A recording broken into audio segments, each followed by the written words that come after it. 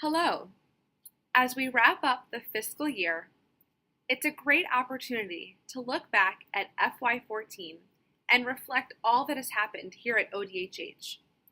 We are comfortably settled in our new office on the 9th floor and had a great time showing it off at the ODHH open house. As a result of the hard work of our advisory council members, ODHH has been more involved with both state agencies and with the community, especially by increasing our focus on working with the deafblind community. All of our staff visited Deafblind Camp this year. And Brenda Talley, the Deafblind Camp Director, shares her experiences at camp this year with you. We're also looking forward to the 24th anniversary of the Americans with Disabilities Act, or ADA. This year, Maryland will be celebrating at the Cultural Arts Center at the Tacoma Park campus of Montgomery Community College. We thought this would be a good time to review the relevance of the ADA. Enjoy the bulletin, and as always, feel free to contact us with your questions, concerns, and feedback.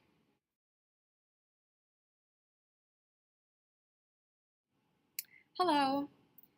On Friday, June 20th, ODHH held an open house to exhibit our new office space.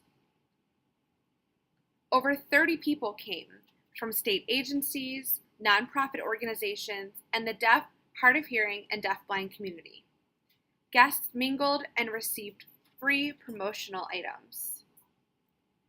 Chef Jeffrey Perry created delicious refreshments, including cheese and crackers, a fruit platter, Perry's special barbecue pulled beef sliders, grilled chicken sliders, Greek pasta, and California Chinese cabbage wrap with Perry's special peanut sauce. The most popular item was the mozzarella, basil, and tomato crostini sandwich. If you would like more information about Chef Perry, please contact him here.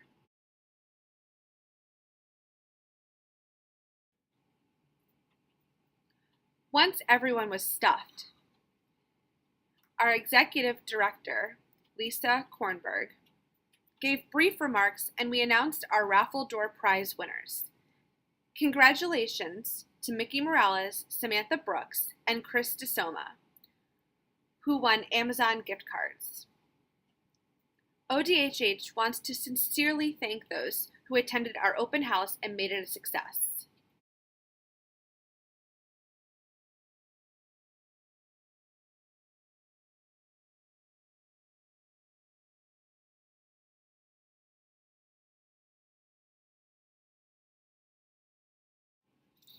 Hello. Before we continue with our vlog, I'd like to mention an article written by Brenda Talley, which I will sign. The Deafblind Camp of Maryland ended 2 weeks ago, and I'm finally catching up on missed sleep. The camp starts early every morning and has activities scheduled until 10 p.m. Then, many folks stay up until crazy hours, playing games, or just chatting with old friends. Deafblind Camp is an annual 1-week residential camp for adults with significant hearing loss and vision loss. This year, many of the 41 campers were totally deaf and blind.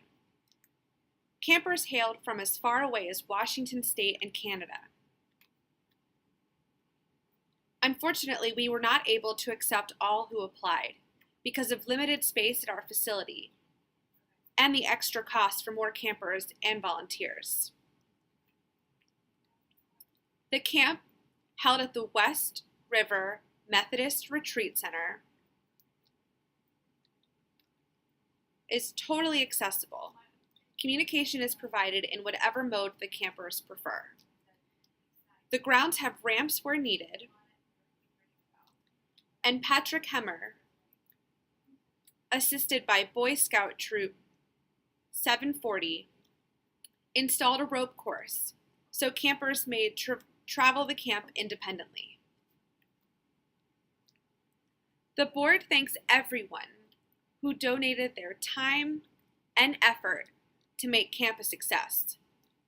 90 on-site volunteers, called SSPs or Support Service Providers, ensured that the campers were fully engaged in all activities.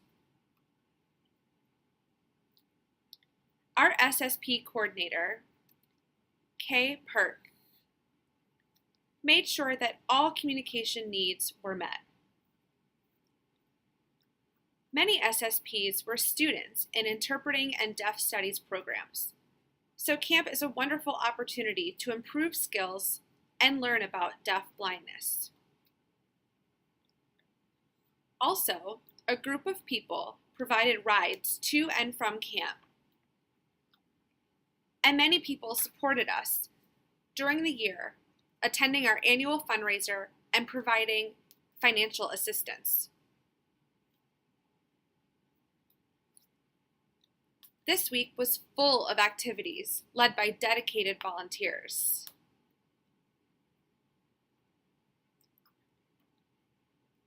These people and organizations deserve our gratitude as well. 15 professionals donated their time to work in our spa, giving massages, haircuts, and manicures to the campers. Bikers for Jesus provided thrilling motorcycle rides to campers on Sunday night. They had a one bike with a sidecar, which was great for campers with balance issues.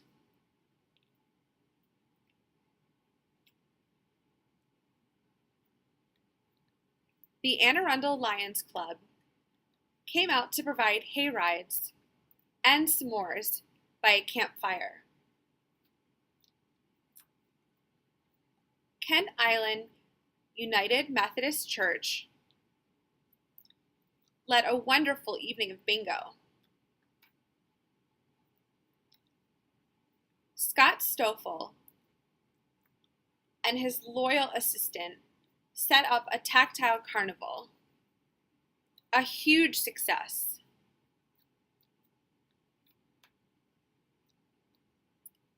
Jade, Jewish Advocates for Deaf Education, led Jewish Fellowship, and Pastor Sandy Johnson organized a Christian fellowship. Staff at the Calvert Maritime Museum led us through many stations of tactile experiences, and their boat captain extended his time to be sure everyone in the group had a chance to take a boat ride. Most importantly, we thank the campers for their help, their love, and their laughs. Thank you to all the campers who facilitated support group meetings, led games and worship services, and taught Braille classes. Thank you for laughing when your canoe capsized and you ended up in the river. Thank you for staying with us to play late night games of Uno. Thank you for understanding when we had to wade through 6 inches of water to get to the dining hall during the storm on Thursday night. Thank you for hugging your SSP and giving student interpreters the opportunity to practice their interpreting skills. Thank you for teaching us patience by being patient during waits or endless lines. Thank you for proving your inner strength and physical powers by climbing to the top of the climbing wall unassisted. Finally, we want to recognize Andrew Cohen and Kelly Brittingham. Thank you for allowing us to be involved in your special wedding day. It was really beautiful, and the campers were thrilled to be a part of it, from start to finish.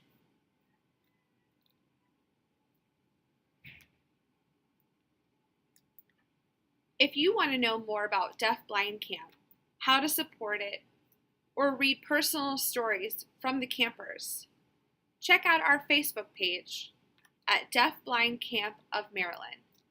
We also have a website here.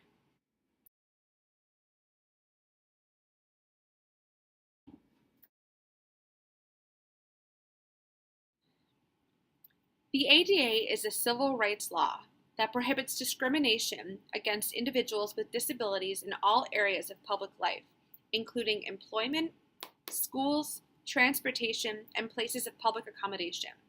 The purpose of the law is to make sure that people with disabilities have the same rights and opportunities as everyone else.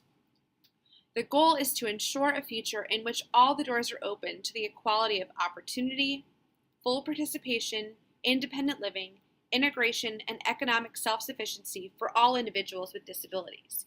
The 24th anniversary of the ADA is just around the corner. Why is it an important occasion? If it were not for the ADA, you would not be able to watch TV with closed captioning. You would not be able to read train announcements to know when the train will come. You would not be able to get a sign language interpreter for your doctor's appointments. You would have more barriers to employment opportunities. There are so many more things you would not be able to do if it weren't for the ADA. Therefore, it's very important to stop for a moment and show appreciation for the ADA's existence. This year, we will celebrate the ADA's anniversary at the Tacoma Park campus of Montgomery County Community College. Keep watching for announcements.